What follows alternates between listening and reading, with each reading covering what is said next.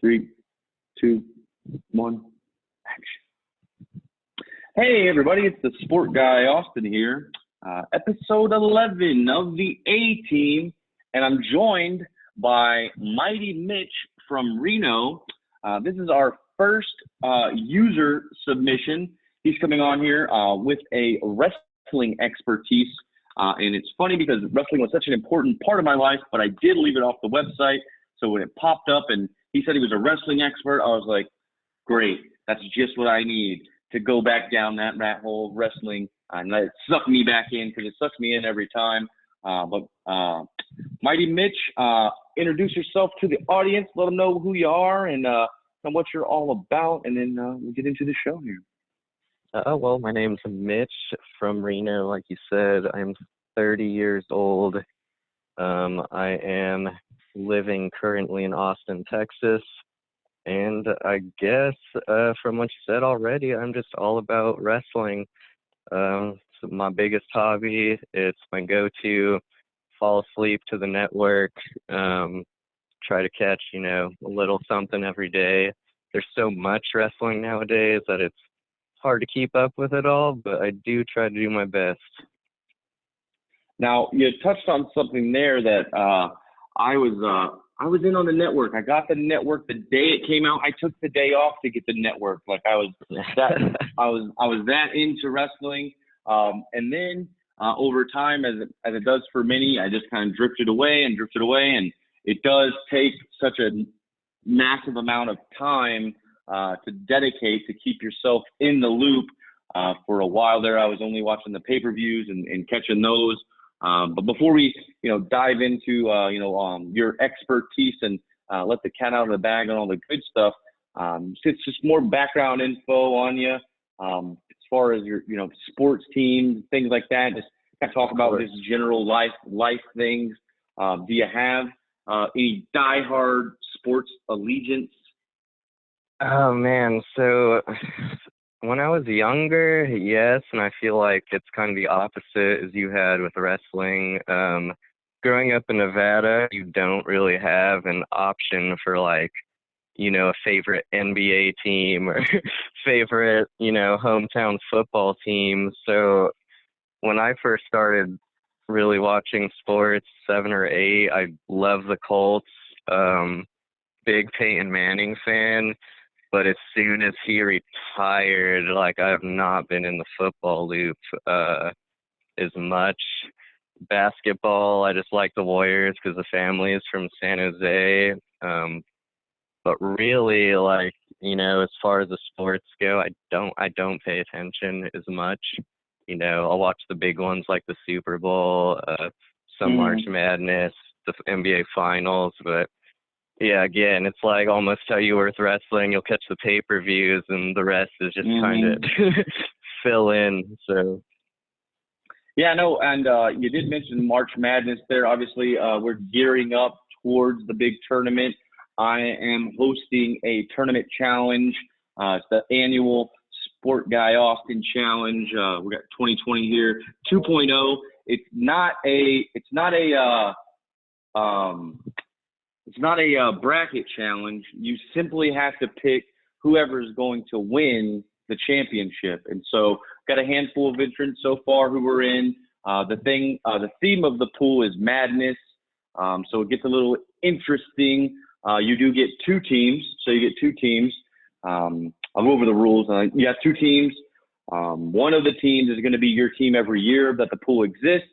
So you pick one team, and then the other team, you can, pick a different team every year. So you've got 2 options to win. If you make it to the championship game, I'm going to send out a poll on how the prize pool will be divided. Standard tiebreaker rules are, how you pick the winning score, the score of each team, and the closest wins there. That's the standard tiebreaker whenever you do a bracket. The second option, this is where it gets a little crazy, is random number generator between 1 and 68. Closest to the number wins the whole pool, or you split it if 2 people have the same number. You can go over. It's not the Price is Right. Third option, pick a name from a hat. So whoever's in the final wins.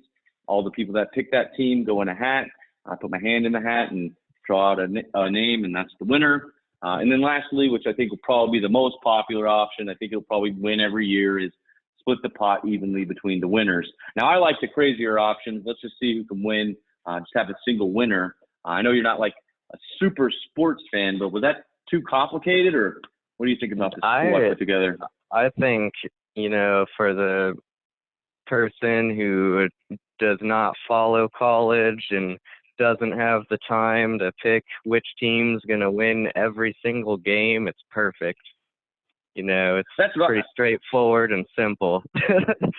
Yeah, no, I think I've never won a bracket. I've filled out tons of brackets. I've done a ton of bracket challenges. I've never, ever taken home any money for all that investment. So I was like, I think there's got to be a better way and a more fun way to do it.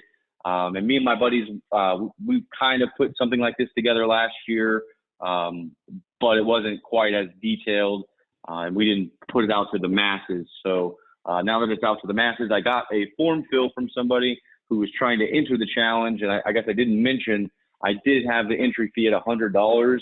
Maybe that's a little too steep for some people, but you get two teams, something, and that's $50 a team, and then obviously the prize pool will get really big if we get if we had 100 entrants. Now we're talking about 10 grand there. So yeah, that's big money that you can pocket and take home and not spend on bills. Straight to you. It's no. It's $100 to win. Whatever the prize pool is, or maybe you end up splitting it because I believe that there will be a lot of people picking the same teams, especially like whenever there's an obvious team that's going to win. This year, just from my outsider view, it seems to be a little more up in the air as to who's going to take it down. But we're going out to Vegas for the first weekend of the tournament. We go out there every year, so going to check that out. And I guess kind of shifting gears a little bit into entertainment, I guess I would say, outside of wrestling. Movies, TV, any particular favorites there that you're really fond of? Oh man, I think the new Brooklyn Nine-Nine. I don't catch every episode, but that show is hilarious. As far as movies go, I'm a Marvel fan for sure. Try to catch all those. Definitely hit the Red Box up once in a while. I think yesterday, I don't know if you've seen this one, 21 Bridges.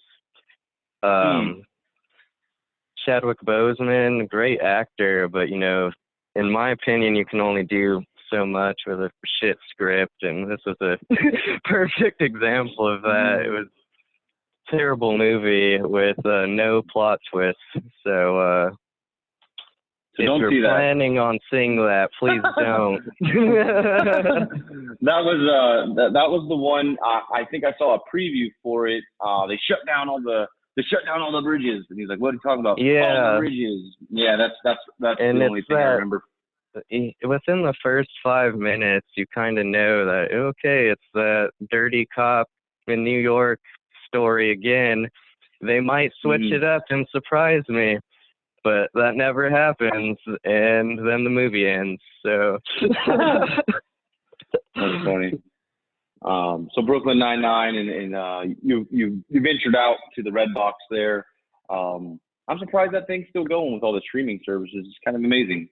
Yeah, the streaming's getting crazy now. Streaming for everything. That Disney Plus is major deal till the Mandalorian season ended, which I love that show too. I wish it would just go as long as The Simpsons already. But yeah, I feel like after that Mandalorian phased out, the Disney Plus kind of dropped a bit. Curious to see if that's going to pick up again. Well, they do have an unlimited production budget, so I have faith in the little tiny Mickey Mouse company. Yes. I think they will figure it out. The way that I would describe it now is that we have Star Wars seasons. Like you just have kind of when Star Wars is in season, and it's like, all right, instead of going to the movies to watch Star Wars, I get to just chill on my couch, and they just put out new content every week. So that's kind of how I look at it. I don't have Disney Plus, so I haven't seen The Mandalorian in entirety. I did catch one episode over Christmas break, and I was like, wow, they are. I mean, they have unlimited content now. They have their own streaming service.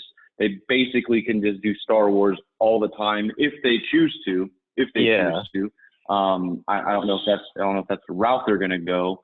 And obviously they're putting out, it's Disney, so they have all other kinds of content. So it is interesting. The other thing here, music. Any major music influences, or what's your go-to I'm driving pretty playlist? old school with the music, man. I'm not into mainstream radio. I haven't been for since like the 2000s, when songs just kept getting repetitive, and it's been the same 6 songs for a year at a time, if that makes any sense. But I definitely like, my favorite rap group is Atmosphere. Oh my gosh. I sparked something there.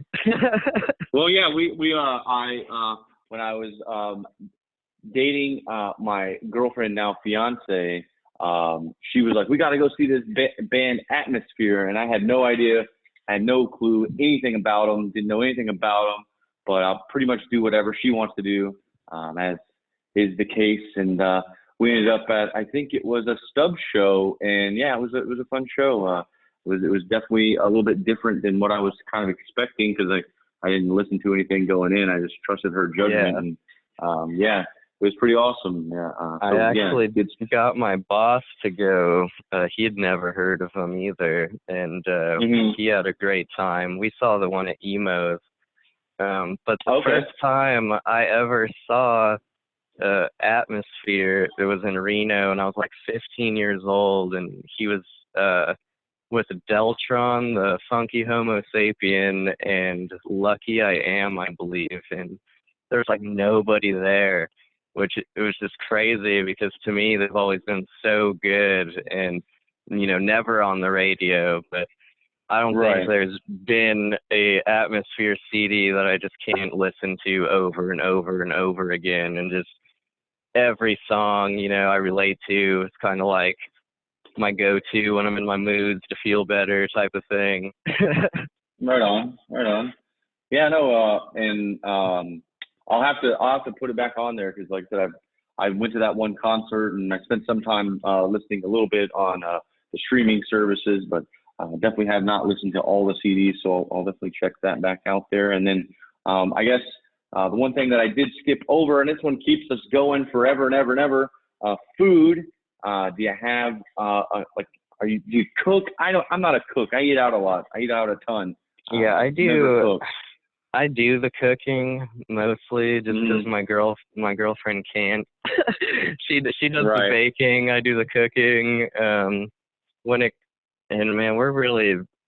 She's gotten on to me about eating healthy. So like this whole last 3 weeks, it's been like trail mix and fresh fruit, fish, chicken type stuff. Working at a sandwich shop, that's pretty much my diet for the longest time, but you can only do it so long until everything on the menu tastes the same.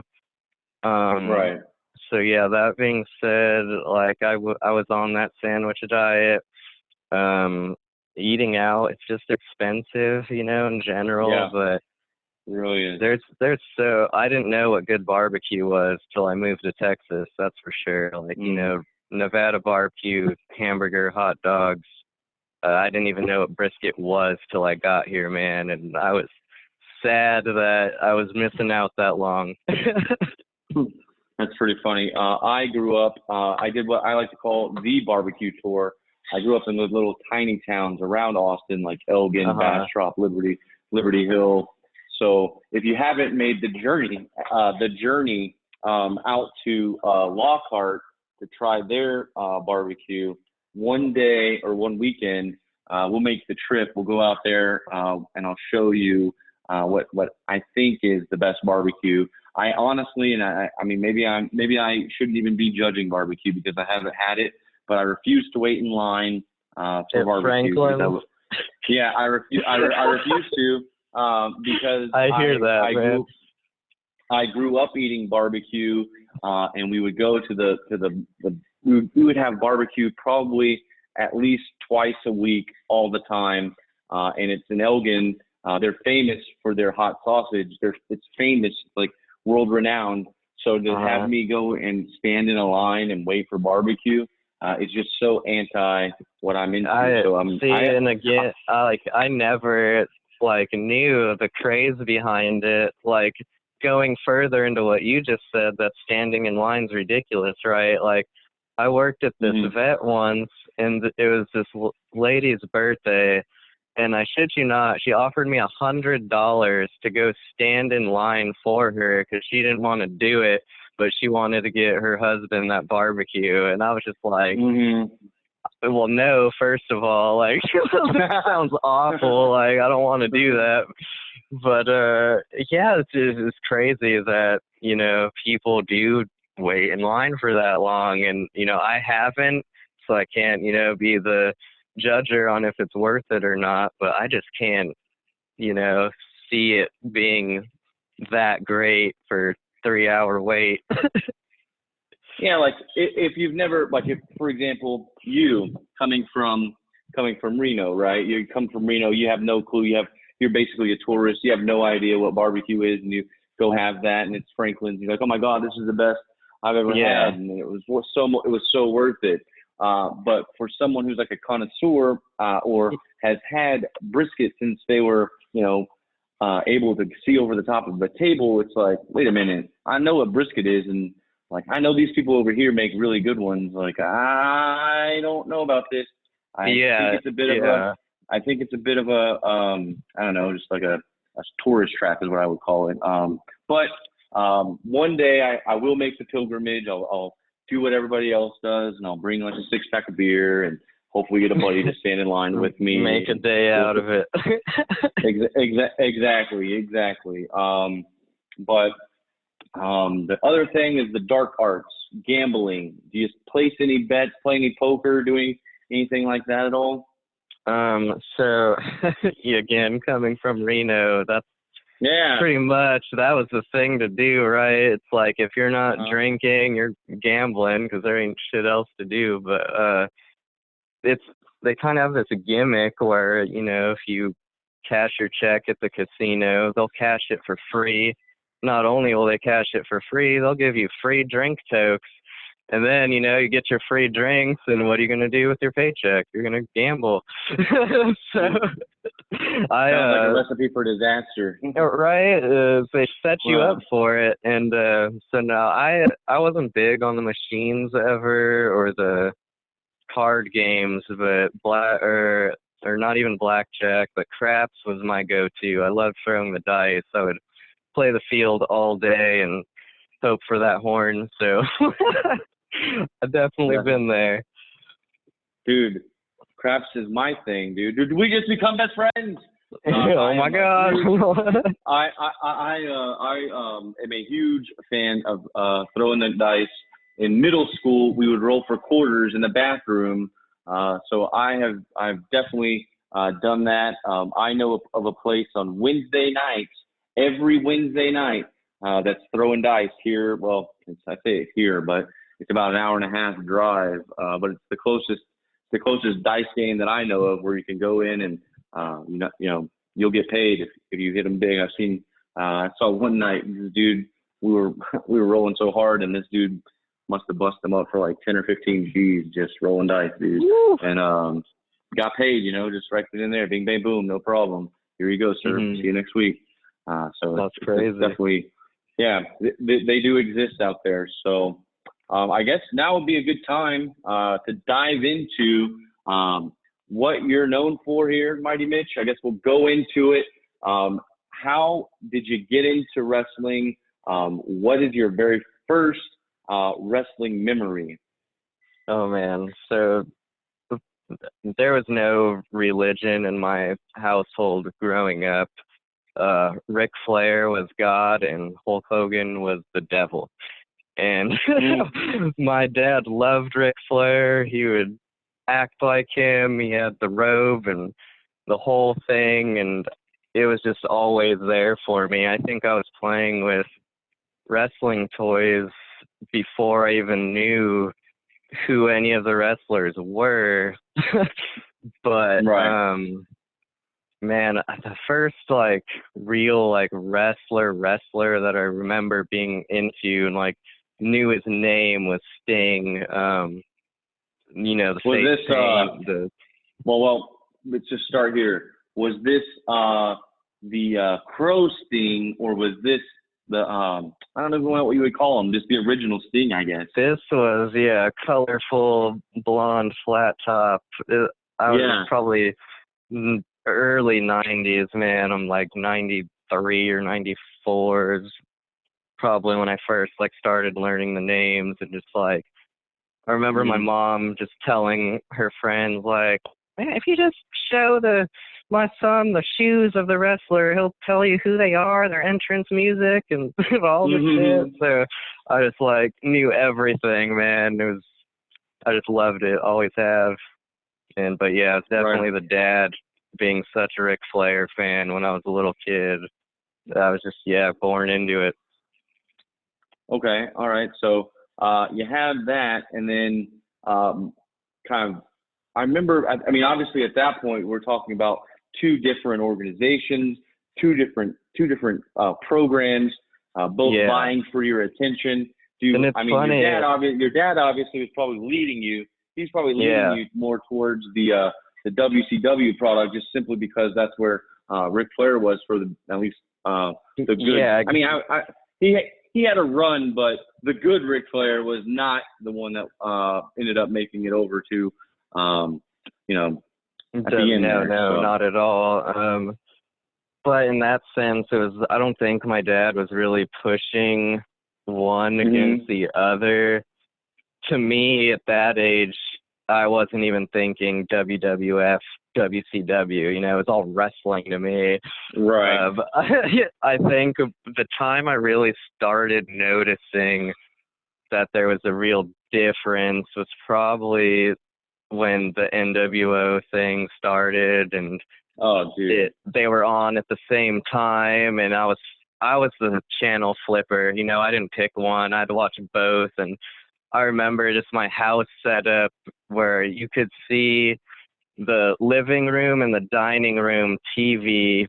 You could see both of them if you put the chair in the right spot. And I would make my grandpa put Nitro on in one room, and I'd have Raw on in the other, and I'd be watching both. So I didn't have to channel change sometimes. Like, that's how extreme it was. That's nice of the adults to let you run both TVs when you really think about it, Oh, yeah, totally. Thinking back on it now, all the wrestling bullshit my family put up with for me, yeah. Now, one thing that I did at a certain point, I guess it would have been maybe middle school, maybe early high school. Did you ever try to do any backyard wrestling? I definitely, goofed around with the friends in the backyard. I don't think any of us ever took it that seriously, but there was one point in high school where, oh man, I forget his last name. His name was Dustin something, and he was opening a wrestling school in Reno, and I was interested, obviously, it was like what I wanted to do. So when I heard about it, I was all over it. But I get there, and the guy's like, he has the ring, but it's still in his garage. It's not set up yet. And he's like pretty much teaching all these kids how to take bumps on the grass and just like all this stuff. And it just didn't seem legit. And I just kind of got away from it just because it seemed so backyardy. And then when I moved to Austin after high school, I actually went to a real wrestling school here called AAPW, and tried the actual school out for a while. And I did it for about a year off and on, but it just ended up not being, the thing for me, just because, it's a hard balance just in general, like, to do something like that. But well, I mean, to be fair, I don't have the physique or the physical ability to do the things that I see on TV. You mentioned that particular school. I actually had a couple friends that were going through there. I don't want to say their full names, but I'll just say their first names. Tim and Thomas. They were both. I think Thomas may still be kind of participating. I see every now and then he'll throw up on Facebook one of their events. I don't know if your paths ever crossed. I think one of the guys' wrestling name was like Aussie Black or something like that. And, doesn't ring a bell, but I mean, there's been so many students that go in and out of there. And like I said, it's hard for WWE people to be on the road every day and, do that as their job. But what people don't realize is, like, when you're a student learning how to do that, you have to pay for, where you're staying, and you have to pay to go to school. And you have to have a job that revolves around that time to go to school. And it is a lot to do. So, I mean, it's true in the sense that, there's so many in and out, like maybe 1 out of 15 will make it on the indies, just out of the actual school. So there's a lot of in and out going on. No, and I'm sure the school kind of likes that on a certain level, but they all probably are hoping that they'll find the next big thing to put up and push, to higher stratospheres. They do have a lot of good talent that comes out of that school. Ricky Starks, television champion for NWA right now, and that dude's amazing. I'm honestly surprised that he, isn't somewhere bigger right now. Just he's so talented.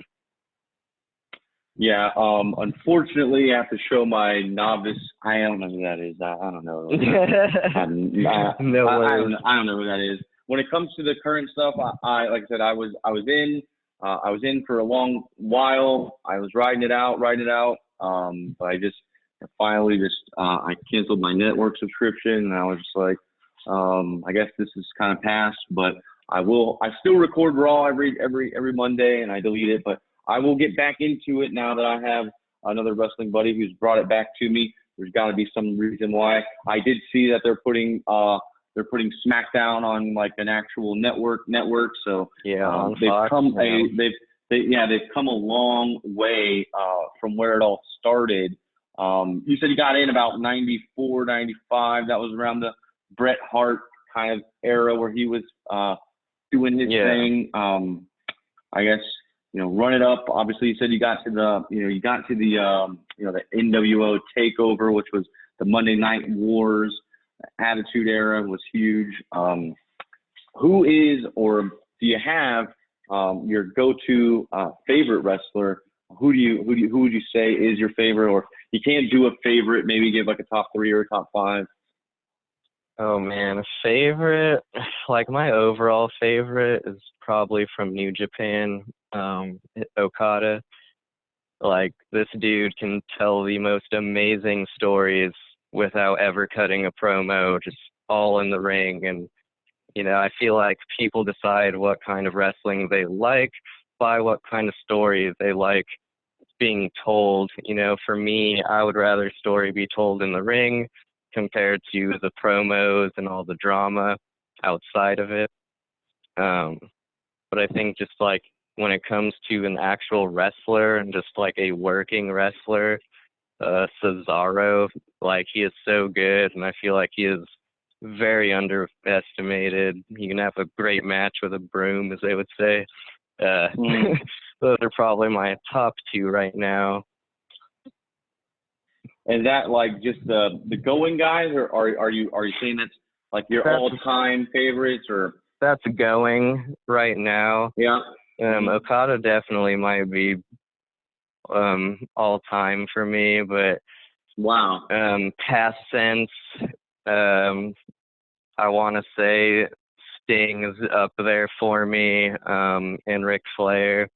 Gotta agree with my dad. As much as I hate him, like he's just overall amazing in every category. The thing I thought Ric Flair was able to, he got by on that hair, man. That hair would fly all over the place all the time. Anytime he was taking a punch, his hair was going all crazy. I thought that was like one of his biggest assets was how his hair would be flying all over the place. It would look so dramatic when he was getting a shot, you know. And then obviously and when he would get cut, and you would just see his whole white mop just redded out. There's just always looked so cool and brutal to me. So. Yeah, no, that's one thing that obviously has definitely changed. They really, you know, there's no more blood pretty much. It really is like a super, like something drastic has to. Yeah, by accidents now. Right, exactly. Like I know you said you haven't been up to date on it, but actually R-Truth, it's his last Saudi show. I didn't quite catch the exact moment, but he got a gnarly cut on his cheek, like he got headbutted or something, and you could see like he was going to need a couple stitches, but they were trying so hard to not get it on camera, you know what I mean? You could tell they were trying to avoid it. So that's interesting too, because I mean it's you know, they're not paying tiddlywinks, as they say. You know, they are having some contact there, and I would I couldn't do it. I remember when they were doing it, I was just like really, I couldn't really understand it. I never really got into it. I say that, but like my favorite match of all time is Stone Cold versus Bret Hart, WrestleMania 13, and Stone Cold bleeds like a stuck pig in that one. It's like, I don't know if you've heard the backstory on that, but apparently that wasn't supposed to happen, and they played it off like it was an accident so they wouldn't get in trouble. Is what I've heard from documentaries and other podcasts. Yeah, like wow. So it worked, but apparently it wasn't supposed to happen like that. So it's cool that it did. And if you think about it, that's like one of the things to me that started the Attitude Era for sure, is just that one image of Stone Cold and that sharpshooter bleeding. Dude, if he would have just passed out without the blood, like, you know, from a sharpshooter, it wouldn't have told the same story. No way. It couldn't work. And he can't tap out, right? He can't, you know, he can't actually give up, because if there was no blood there, I don't think Austin would have got over to that level they needed him to be. You know, because they were trying to, you know, make him look good without winning. And I think if you just kind of pass out without that whole story of the blood gushing all match and, you know, the whole image of it, that wouldn't have went how it went. Yeah, I agree with you 100% on that one, because it was an iconic moment. They played it, they showed it, like I believe on all of like the promos, like not the promos, but just like the lead-in, like whenever Raw would start, you know, there would be an image of him in that sharpshooter with the blood. They even have a pop of it now, and they don't have the blood on him, of course, but it is that exact spot with Austin and the sharpshooter with Bret Hart as a pop. I think it'd be a cool one to have. Yeah. Now, like I said, I'm not up to date, so I'll have to catch up and do some more homework. I noticed that they have two shows again. I noticed that this has evolved into they have a show on TNT, and they have a show now, obviously with the big show in town. Is it worth checking out as an expert? Should I be turning on TNT to watch this wrestling show? You know what? I am all about NXT right now. It's my favorite brand. I will watch that over Raw and SmackDown anytime. But, you know, again, like I was the channel flipper before, and I love wrestling. I just can't help it. And I do check out Dynamite, and there are some good and there's a lot of bad, that,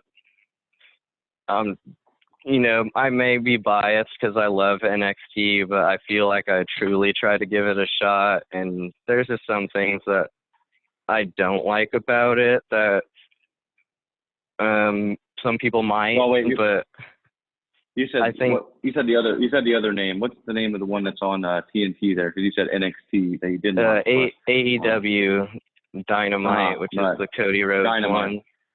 They really remind me of WCW in not in the sense that they're competing with NXT or WWE at all, but they have such bad finishes. There's always 7 people running in during a match and all this other shit going on. And to me, I like the finish. I like a good match without all the shenanigans. But I actually watched their Revolution pay-per-view last week, and it was decent. There was a really good tag team title match on that show that I was very impressed by. Kenny Omega and Hangman Page versus the Young Bucks. It was pretty damn good, entertaining. But I mean, I think that's the issue. Is I will like 2 out of 6 matches on AEW, where on NXT I feel like it's always a good match, every single one. So if you like, the drama and the soap opera aspect, then check out AEW. There's a lot going on there, but me liking the actual wrestling, I'm more of an NXT guy.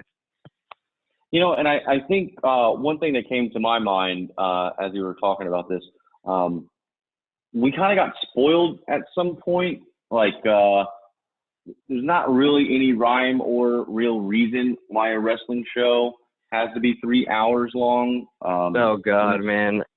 I agree with you. There's really not a rhyme or reason that happened. It was a novel thing in the beginning, and it kind of became the standard. And I guess due to ad revenue, that they can't we're going to go down to 2 hours, or we're going to go down to an hour and a half, or something like that. I think the 3 hours though is really what kills Monday Night Raw. And you said you've been out of it, but if you watched it today, you can tell that SmackDown, they have their flow down, their dynamic, how they work, and the show usually goes by pretty smoothly.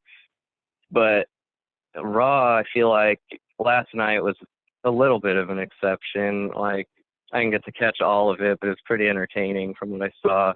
But on Raw, I feel like they try so hard to fill that 3 hours that a lot of the time they don't know how to, and you get a lot of skits that just are terrible or they don't go anywhere with because it's just a lot of fill-in.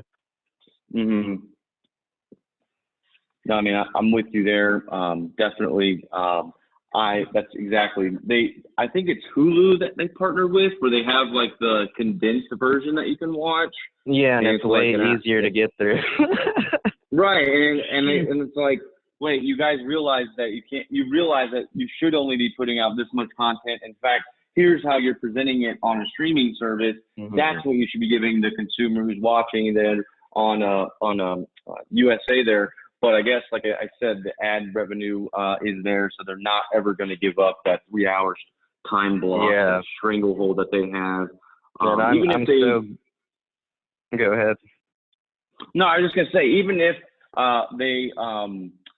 they put in more of a, it's hard because it's live, right? That's the whole the whole thing is it's live. They can't really do much because it's live. I was thinking along the lines of if they had some sort of almost like a studio show like they have on the network, where they give you a lead in, hey guys, if you haven't been watching it, or here's what happened last week, or here's what you can expect to see on this show. Just kind of, and one thing that they do very well, obviously, they're the masters. If you ask me, they're the masters of putting together a promo package of here's what's going to happen in this match, and Oh, giving you that. now that you mentioned that, I feel like WWE is kind of like slacked on that. I know you were saying Really? WrestleMania 17 was one of your favorites, right? Remember that Rock and Austin promo package that they built, and it was like a fucking movie, man. Like, I watched that, and it just showed you, their whole year rivalry, and you're on the edge of your seat wanting to see this shit. And I feel like they have not been doing that with matches lately. They have not been making you want to see this match. And that was actually something that I've been noticing about the AEW pay-per-views is they have that in the beginning of every match. They do those trailer packages. They're actually pretty good. So that was surprising. That was a staple, and it's something for the casual, as I would call myself at this point, just a casual.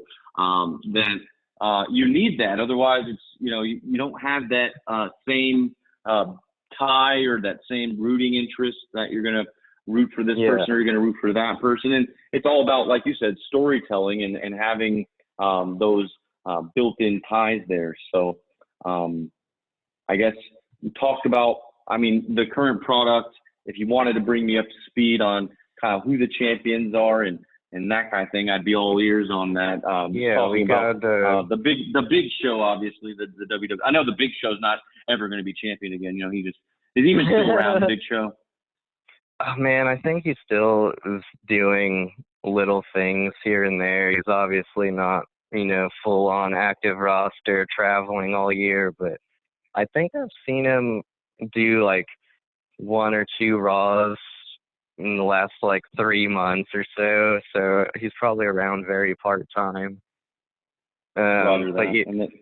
Our champions right now, we got Brock Lesnar, in WWE champion, and heading into WrestleMania, he's going to be going against Drew McIntyre, which I'm not excited for this match. I hope it's good. I just really don't fucking like either of them. That's just me. And then we got Goldberg just won Universal title. He's going in with Roman Reigns at WrestleMania. That's another one that gets me. I just don't. I kind of understand it, I guess, but I just don't like it. And then so those are your 2 big champions there. John Moxley, former Dean Ambrose, is AEW champion as of last week, winning it from Jericho. So those are all the heavyweight champions right now.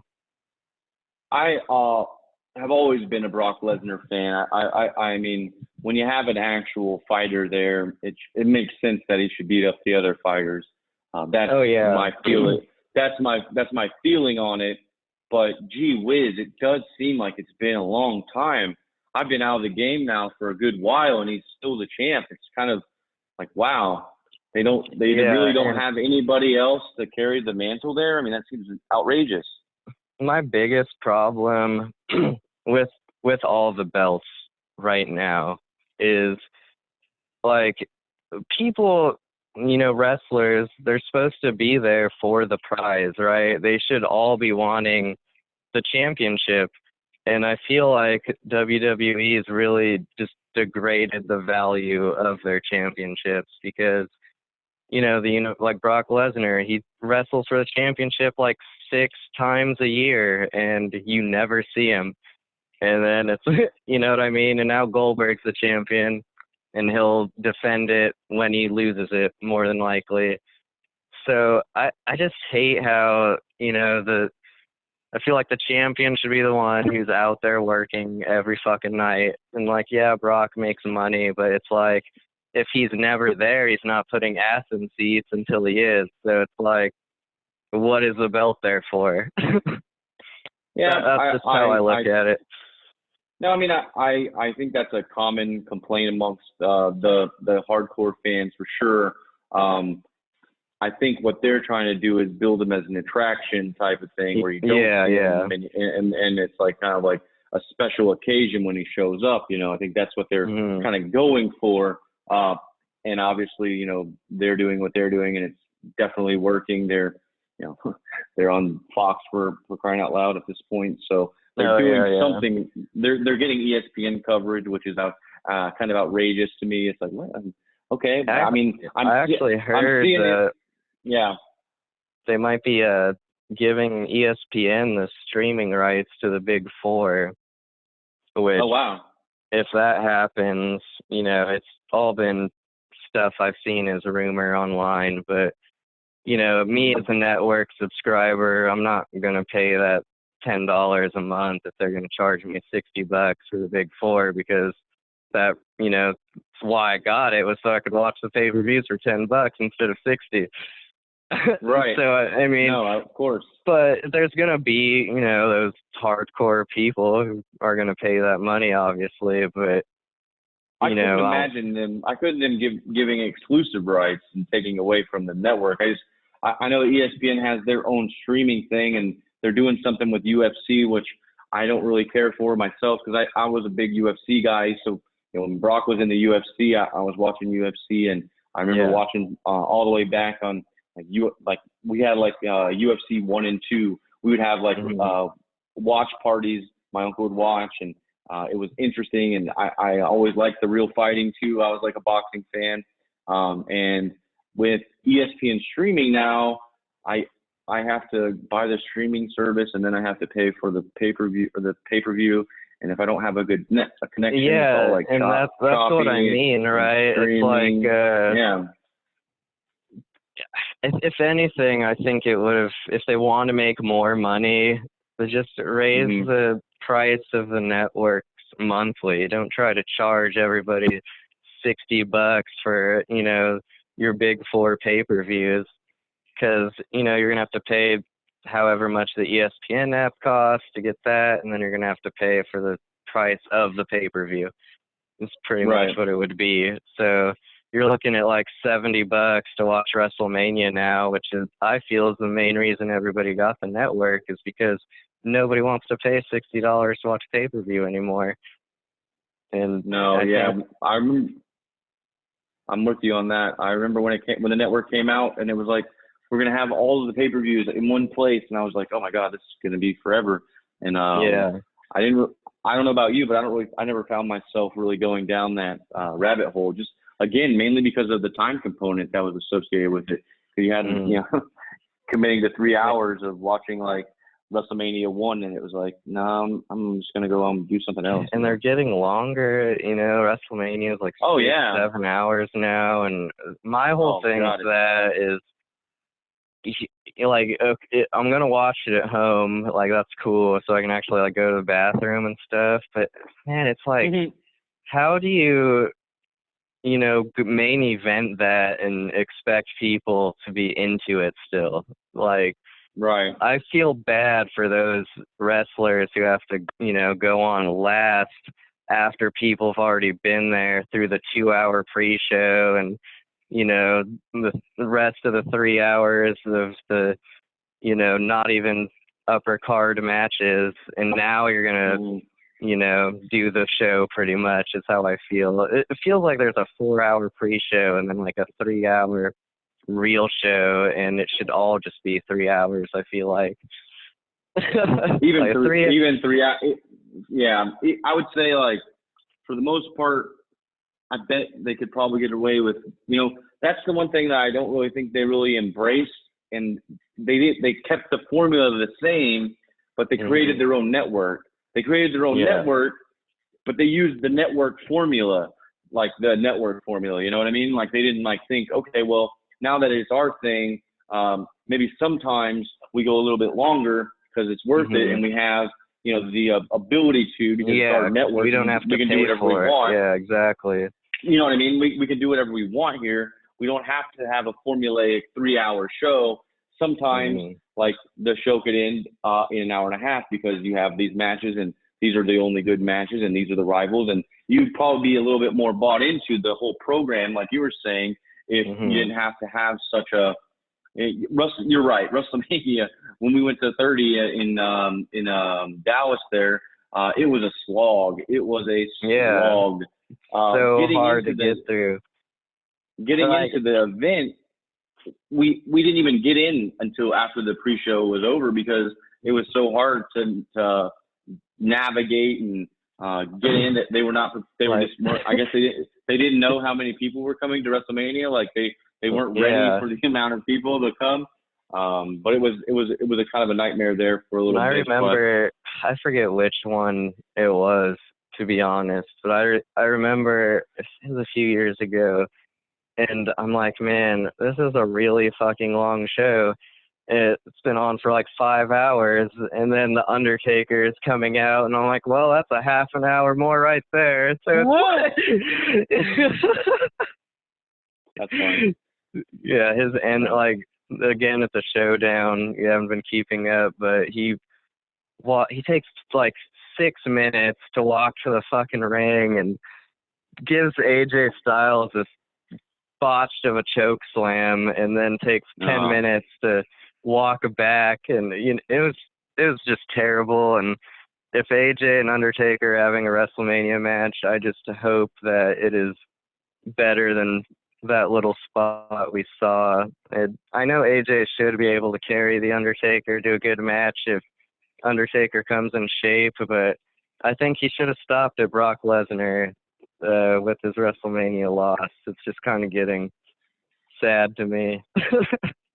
Yeah, I mean, and it's hard to tell a champ or a legend like that, hey man, but it's the Undertaker. He is kind of expected to roll out there once a year. At minimum, roll out there once a year. So no, I will not. I mean, yeah, I'll probably come over to your place and watch it. Shit. Yeah, sounds good, man. I got the network, so they're always here. You don't have to pay for nothing. For sure, brother. I see here we're coming up towards the end of it. I have down here a favorite quote or a life mantra. Do you have anything that you kind of visualize every day or think about, or any quotes that you live your life by? I think the biggest one is something I can actually take from wrestling school. The wrestling coach, George De La Hoya, would always say, you need to believe in yourself or you can never be successful. So I've kind of always thought about that, just whenever I don't feel like I'm going the right way. It's just literally, if you believe in yourself, you can do it. It's just getting to the point that you do. And if you don't, you obviously got to fix something. So. It's pretty good. If you what was it? Say again, because I forgot already. But if you want to be successful, you must believe in yourself. Must believe in yourself to be successful. Yeah, I definitely struggle with that. I struggle with that on a regular basis. I definitely that does hit a nerve for me. So pretty good. That's pretty good. I still think I have the best one, the one that I learned, the very first one that I learned, the golden rule: treat others how you want to be treated. I think that's the one that I'll always kind of hold dear to my heart. And, I second that, man. A lot of people don't take that to heart, and especially just working in general. Like, I'll see a coworker demand something from somebody else, or they just don't remember their pleases and thank yous. It's just so easy to do. And again, like you said, would you like please and thank you to be said to you? Yeah, then you should do it to other people. Right. That absolutely. And it is just one of those things that stuck with me. I've always had it there. But I am going to write that on a board here in my home. If you don't believe in yourself, you won't be successful. Or if you want to be successful, you must believe in yourself. So, Mighty Mitch, that about does it. That's about our time there.